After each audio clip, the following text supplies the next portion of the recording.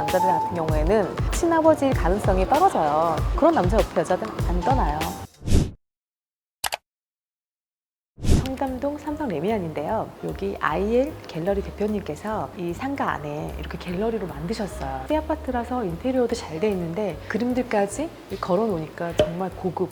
너무 멋있어요. 오준원 하백님의 그림이에요. 또 여기 보시면 남다른 선택으로 빛나는 오늘 내 손엔 불이비행 커스텀 제작하는 저희 브로셔를 협업을 했어요. 보시면 생활 속 미술관으로 가까운 곳에서 문화생활을 즐기세요. 이제는 아트테크, 세테크, 렌탈 여러 가지의 방식으로 미술을 접할 수가 있어요. 예전처럼 미술관에 가야 되고 공부를 해야 되고 너무 그런 어려운 식으로 접근하지 않고 누구나 그림을 보고 싶을 때 오시면 되고, 저도 처음에 접근성이 좋아서 여기를 알게 돼서 왔는데 이 IL 대표님과 친분을 그때 쌓기 시작을 했고, 이렇게 협업을 하게 된 과정도 여기서 그림을 렌탈을 하기 시작을 하면서 실제로 구매를 했고, 이 오준원 하백님의 그림이 또 저희 매장에 걸려 있거든요. 그림이라는 게 정말 많은 색채가 들어있잖아요. 그걸 한눈에 보이는 건데 시각적인 즐거움을 주니까 마케팅적인 부분에서도 시각 마케팅이 가장 활성화돼 있잖아요. 와, 이 색감 너무 이쁘지 않아요?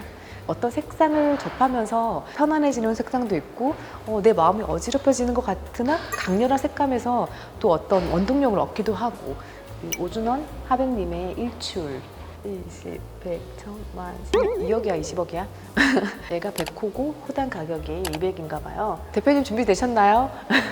여기 대표님이세요. 네. 미술 문화의 이제 대중화를 한번 선도해보고자 생활 속 미술관이라는 컨셉으로 사람들이 이용하는 공간 속에서 문화 미술을 향유할 수 있고, 그래서 관심 있으신 분들은 언제든지 연락 주시면 저희가 생활 속 미술관 찾아가서 꾸며드리도록 하겠습니다. 감사합니다. 멋진 취지네요. 진짜 멋있다. 미술이라는 게 진입 장벽이 높다 생각이 들고 부담스러웠는데 어디든지 이 장소가 바로 미술관이 될 수 있다는 거잖아요. 생활 속에서 이런 그림을 접할 수 있고 좋은 취지인 것 같아요.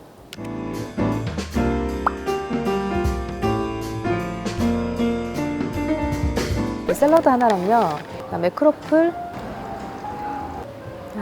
달콤한 향, 사일즈의 샴페인과 와인을 마시고 있어요. 여기는 핫한 아베크예요. 압구정동에 있는. 낮에 사람이 없어요. 그래서 조용히 영상 찍기에도 너무 좋고 이런 디저트 맛있더라고요. 오늘도 또 얘기를 해봐야겠죠. 욕망의 진화라는 책을 보면서 거기에 대한 것들을 조금은 정리를 해드려야 남녀에 대한 성심리, 성전략 그 모든 것들이 조금 더 이해가 되지 않을까 해서 거기에 대한 얘기를 해보려고 해요. 역시 전 맛집 유튜버의 느낌. 너무 예쁘지 않아요? 아이스크림도 있고 사실 막 파스타랑 이런 거 먹고 싶었는데 살찔까 봐 아직도 다이어트를 하고 있어요. 살이 좀 쪘거든요. 짝짓기에 실패한 사람들은 우리의 조상이 되지 못했다. 이런 말 들어본 적 있으세요? 오늘날 생존하는 모든 사람들은 성공적인 짝짓기 과정을 수백만 년 동안 이어온 사람들이래요. 우리는 겁쟁이의 후예들이다 라는 말 한번 들어보신 적 있으세요? 이 말은 어떤 의미가 있냐면, 예를 들어서 선사시대 때라고 생각했을 때 능수를 만나거나 또는 위험한 적수를 만났을 때 판단을 빨리 해야 되잖아요. 도망갈 것인가 맞서 싸울 것인가. 역행하는 사고를 가진 사람들은 나는 도전해야지 이러고 싸움을 했을 가능성이 커요. 그렇다면 아무래도 생존율이 많이 떨어졌겠죠.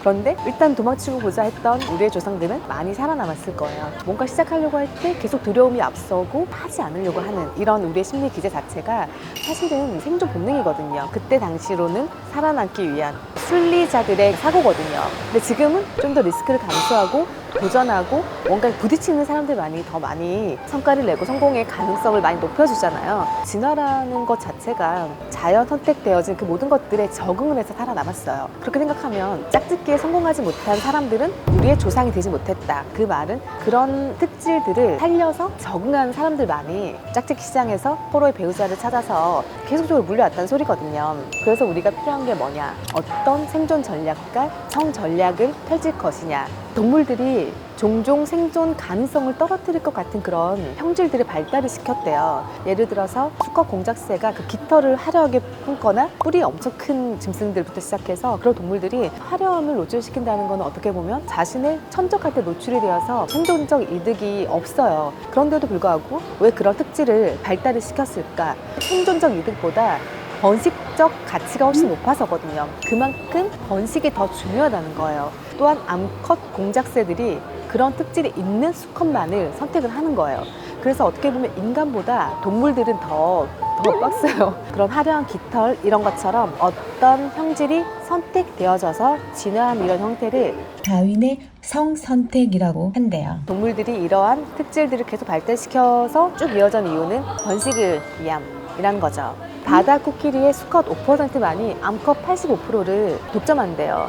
한마디로 나머지 수컷들은 번식 한번 못하고 죽는다는 소리예요. 번식기가 되면은 수컷들끼리 그 암컷을 차지하기 위한 피 터지게 싸움을 한대요. 살아남은 걔네들이 하렘을 만들어서 그 암컷들을 다 이제 교미를 하는데, 그때 만약에 예소한 바다 코끼리가 숨어 들어와서 교미를 시도하려고 하면 암컷들이 막 괴성을 지른대요. 막 비명을 지르고. 좋은 특질을 발달시키지 못한 그런 수컷과는 절대 교미를 하지 않는다는 소리는 그 유전자를 받지 않겠다는 거잖아요. 한마디로 암컷의 배우자 선호도가 수컷의 경쟁의 가장 큰 대원칙을 결정을 한다고 보시면 돼요. 아프리카에 배짜기새라는 새가 있는데, 수컷이 암컷이 지나가면은 둥지에 거꾸로 매달려서 굉장히 요란스럽게 내 집에 와봐라, 내 둥지를 확인해달라, 내 둥지에 오게끔 해서 그러면 암컷 배짜기새가 둥지에 들어가요. 길게는 10분가량 뜯어보기도 하고 두드려보기도 하고 막 이것저것 점검을 하는 거예요. 그 둥지가 얼마나 잘 지어졌는지. 그렇게 하고 있는 동안 그 수컷 배짜기새는 옆에서 사랑의 노래를 부른대요. 한마디로 뻐꾸기를 날리고 있는 거죠. 그런 상태에서 만약에 만족을 못하면 암컷은 그냥 날아가 버려요. 다른 수컷들의 둥지를 점검하러. 그러면 불합격 통보를 받은 배짜기새 수컷은 자기 둥지를 부셔버리기도 하고 또 다시 짓는데요. 그런 것처럼 암컷은 아무 수컷과 교미를 해서 새끼를 낳는 것보다 안전한 둥지를 가진 수컷을 선택해서 새끼를 낳았을 경우에는 생존상의 이득을 볼 거라는 걸 알기 때문에 암컷들은 그런 성 전략을 펼치고 수컷들은 암컷이 원하는 그런 기질들을 발달을 시키는 거예요. 그러니까 한마디로 둥지를 제대로 튼튼하게 못 지으면 진짜 사라지는 거죠. 먼지처럼 번식 한번 못하고. 인간은 거의 80에서 90% 이상이 배우자를 만나거든요. 동물들은 딱 우월한 유전자에 맞춰져 있는 것 같아요. 그게 좀 안쓰럽고 다시 한번 느끼지만 정말 인간으로 태어나서 너무 다행이다. 빡세게 살 뻔했다. 그런 생각이 드네요. 그리고 인간은 또 적응이란 문제에 부딪히게 돼요. 적응은 아무래도 살아남는 방식에 맞춰진 길들여진 방식을 따라가는 거잖아요. 성 전략은 훌륭한 배우자를 찾기 위한 그런 전략이기 때문에 아무래도 경쟁에서 승리하고 번식 가치가 훨씬 높은 파트너를 유혹하고, 그런 사람과 결혼을 하고 아이를 낳고 나서도 또 다른 이성이 자신의 배우자에게 유혹을 할 수 있기 때문에 그런 걸 또 지키는 문제. 이 책에서는 그런 많은 내용들이 나와요. 그래서 정말 재밌고 흥미로운 내용들이 많은데 하나씩 얘기하려면 너무 끝이 없어서 오늘 여기까지 얘기를 해볼게요. 그리고 그거 들어본 적 있으세요? Maybe father. 그런 거 있잖아요. 구성 불확실성. 그 상대가 누가 됐던 내 배에서 나는 내 자식은 100%이잖아요. 그런데 남자는 사실 그런 거에 무관심한 남자거나 그런 걸 잘 지키지 못한 남자들 같은 경우에는 친아버지일 가능성이 떨어져요. 그래서 예전에 그런 말 있잖아요. 오쟁이를 지지 않으려면, 그런 웃긴 소리가 있었는데, 그런 것처럼 남자는 자신의 씨를 뿌려서 정말 많은 자식을 뿌릴 수 있지만 여자는 정말 10달 동안 품고 있어야 되기 때문에 어떻게 보면 많은 손해를 감내하는 거거든요. 그만큼 자기 자식에 대한 애정과 안전함을 더 추구하게 되고, 남자들은 솔직히 오픈마인드잖아요. 뭐 내가 오늘 하루 즐겁겠다 싶으면 대시하면 다 받아줄 수 있잖아요. 근데 여자들 같은 경우에는 그래도 남자를 좀 까다롭게 고르고 그런 관계를 쉽게 빠지지 않는 것도, 이런 잘못된 관계를 맺고 다녔을 때 적응적 문제를 해결 못하는 안 좋은 경험들이 생길 수 있다는 거를 유전적으로 물려받은 것 같아요. 남자가 좀 안쓰러운 거는 구성 불확실성을 안고 살아야 된다는 거. 내 자식이 맞는지 아닌지 거기에 대한 의문을 갖고 살아야 된다는 거. 그게 조금 아쉽다 생각이 들어요. 여자는 그래도 다행인 건 누가 됐던 내 아이는 100%다. 그렇죠. 왜냐면 아까 얘기했잖아요. 동물들조차도 자신의 적응적 문제를 해결하기 위해서 암컷들이 둥지를 체크한다든지 또 심지어 거기서 밀어보기도 한대요. 밀었을 때 밀리지 않고 그러면 얘는 나의 새끼를 포식자로부터 지켜줄 수 있는 능력이 있다라고 판단을 해서 선택을 하고, 만약에 밀었는데 떨어지거나 막 정신을 못 차린다 그러면 그 사람의 능력을 보는 거는 어떻게 보면 내가 낳을 자식들을 보호할 수 있는 튼튼한 울타리가 될 수 있기 때문에 생존 본능 전략에 가까워요. 아까도 얘기했지만 구성 불확실성, 물러날 것 같은 여자다. 그날 하루 놀 땐 좋지만 평생을 살려고 했을 때 나의 자원과 혼신을 다 쏟았는데 그게 내 자식이 아닐 경우에 굉장히 현타가 올 거 아니에요. 그런 구성 불확실성을 줄이기 위해서 남자들은 본능적으로 여자의 외모 보는 건 당연하고 행동, 가짐, 얼마나 성적으로 개방돼 있나, 그런 것들에 대해서 좀 더 보수적으로 남자들이 보는 것 같아요. 그 리섭님 같은 경우에는 저도 들었어요. 제대로 막 유튜버를 보지는 못했었는데 여자에 대한 박식하잖아요. 아무래도 그게 도움이 되지 않았을까요? 생각보다 여자들이 말에 잘 넘어가요. 그런 심리도 많이 알았을 거고, 그리고 여자들이 원하는 대답을 잘했을 것이고, 아마 이런저런 여자들이 좋아하는 특질을 살렸을 거라 생각이 들어요. 정말 사랑했겠죠. 사실 길거리 지나가다가 정말 마음에 드는 여자를 만났다는 거는 자신이 원하는 이미지라는 거잖아요. 그럼 그 여자의 성향에 대해서 알지 못해요. 그거는 100% 마음에 든다 할 수는 없고 대화를 해보고 해야 되기 때문에, 그리고 성공했다고 하면 주변에서 알아서 손자리가 들어올 거예요. 걱정 안 하셔도 될 것 같아요. 성공하고 나서 걱정을 하자, 이런 거는. 일단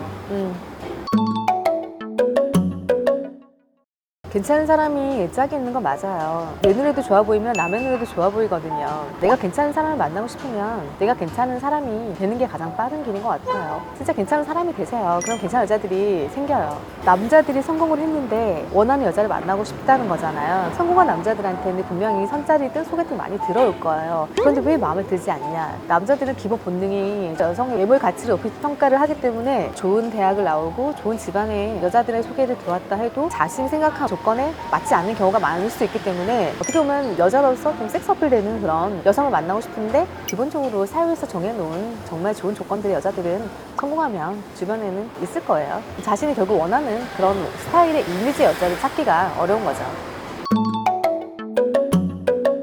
그 성공 여부를 떠나서 허영심이 많은 여자는 결혼 생활에 좀 적합하지 않아요. 나는 샤넬백을 100개도 살 수 있는 능력이 있다. 그러면 그 여자의 100개의 샤넬백은 허영심의 산물은 아니고, 근데 만약에 한 개도 갖기 어려운 상황인데도 불구하고 무리해서 빚을 내서 친구한테 빌려서 하나 정도 갖는 거는 경험상 좋지만, 그걸 계속적으로 무리해서 그렇게 한다면 그건 정말 허영심에 가깝기 때문에, 내가 가질 수 없는 갖기에 버거운 물건들에 계속 욕심을 내는 여자, 그건 좀 결혼 생활에 안 좋다 생각이 들고, 그 다음에는 안 좋은 습관 가진 여자죠. 너무 술을 좋아한다든지, 틈만 나면 약속을 안 지키는 습관, 그리고 뭐 게으르다, 여러 가지들이 있잖아요. 그런 것들이 좀 가족 공동체 생활을 할 때 있어서 성실하기 쉽지 않다. 그런 여자들이 안 좋은 것 같아요. 그리고 아까 제가 이 마이크 녹음이 꺼져서 녹음이 안 된 내용인데, 남녀의 섹스 어필이라는 게 꼭 그런 뭐 섹시함 뭐 이런 것만을 말을 하는 게 아니라 성향적인 것도 섹시함이 묻어나거든요. 여자들이 정말 청각에 약해요. 예쁘다 예쁘다 예쁘다 막 해주고 뻔한 말 같아도 정말 예쁜 여자들도 예쁘다는 소리를 좋아해요. 그리고 정말 나이 많은 할머니도 예쁘게 뭐 화장하는 거 좋아하고, 엘리베이터 타입 때 보면은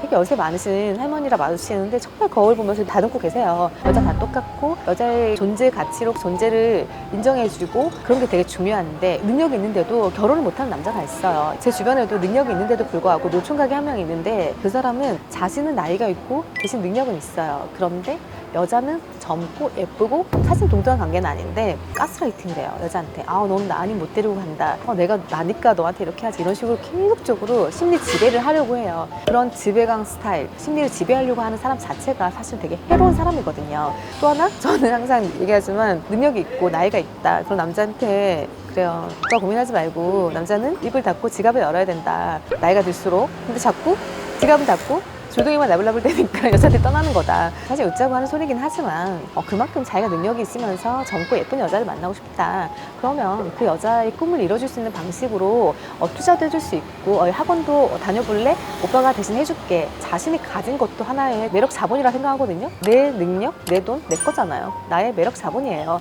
근데 그거를 꼭 제가 나 돈 보고 좋아하는 거 아니야? 그러면 그 나이에 너 돈 안 보고 어떤 걸 봐야 돼요?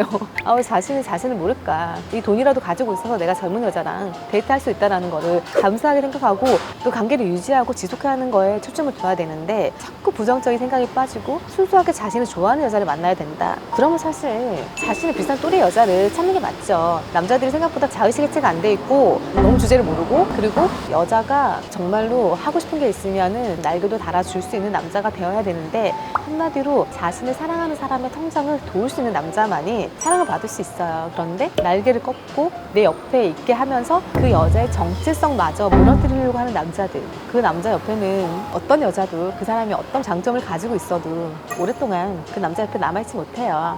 남자들이 자기 자신에 대해서 가대평가를 하면서 또 그런 면에 대해서는 좀 자존감이 낮지 않나, 그런 생각이 들어요. 차라리 나이가 젊고 이러면 언제든 나를 떠날 수는 있지만 나랑 같이 함께한 순간만큼은 너의 성장의 모든 걸 나는 지원하고 도와주겠다. 그런 남자 옆에 여자들은 안 떠나요.